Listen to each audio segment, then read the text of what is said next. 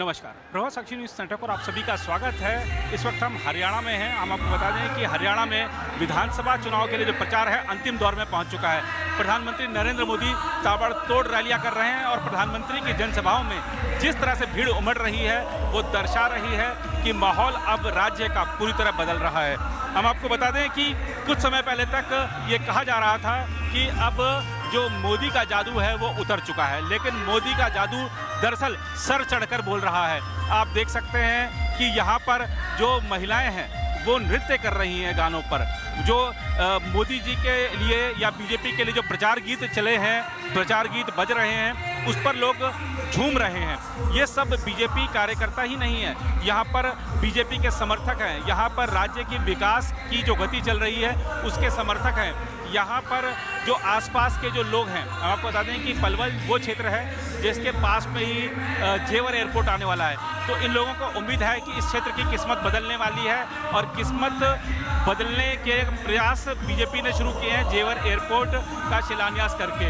उद्घाटन के बाद इस क्षेत्र के हालात बदल सकते हैं, इस क्षेत्र के लोगों के जीवन में बड़ा बदलाव आ सकता है। तो बीजेपी के साथ लोग जुड़े रहना चाहते हैं, इसलिए आप देख सकते हैं कड़ी धूप है, बहुत गर्मी है, वर्किंग डे है, उसके बावजूद चाहे प्रोफेशनल्स हों, चाहे युवा हों, चाहे गृहिणियाँ हों, यहाँ पर भारी जोश के साथ लोग यहाँ पर आपको नजर आ रहे हैं। प्रधानमंत्री नरेंद्र मोदी का जो जादू है वो यहाँ पर बरकरार दिख रहा है। लोकसभा चुनाव में हालांकि हमने देखा था कि जो 5 सीटें बीजेपी को, 5 सीटें कांग्रेस को गई थी, लेकिन इस बार माहौल पूरी तरह बदल गया है। मोदी नाम आते ही पूरा जो पंडाल है वो उमड़ पड़ रहा है। आयोजकों का दावा है कि ये पंडाल छोटा पड़ गया, शायद उनको कुछ और प्लानिंग करनी चाहिए थी। तो आप देख सकते हैं कि मोदी नाम सुनते ही जो करंट दौड़ रहा है लोगों में, जो जोश आ रहा है, जो ऊर्जा आ रही है, वो अपने आप में बहुत कुछ कह रहा है। इस इलाके की अगर हम बात कर लें तो बीजेपी के लिए बहुत महत्वपूर्ण है, क्योंकि बीजेपी ने अधिकांश सीटें पिछली बार जीती थी।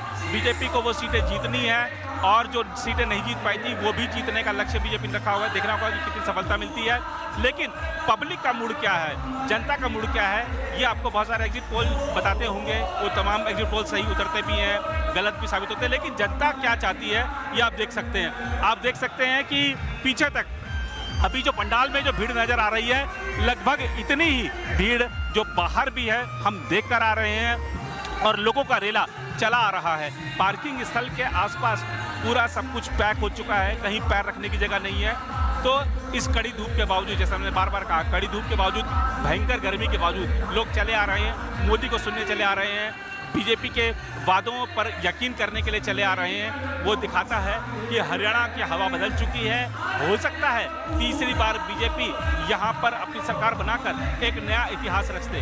वैसे भी हाल के वर्षों में बीजेपी ने कई इतिहास रचे हैं, तो एक इतिहास रचने से बस कुछ कदम दूर है बीजेपी। देखना होगा कि क्या उसमें उसको सफलता मिलती है या नहीं। फिलहाल इस रिपोर्ट में इतना ही। कैमरामैन राम महाजन के साथ मैं नीरज कुमार दुबे, प्रभात साक्षी न्यूज़ नेटवर्क के लिए, पलवल क्षेत्र से। अगर आप भी लेना चाहते हैं देश दुनिया की तमाम जानकारी तो आज ही सब्सक्राइब करें हमारे चैनल को। साथ ही नीचे दिए बेल आइकन को जरूर दबाएं ताकि हर अपडेट आप तक पहुंच सके।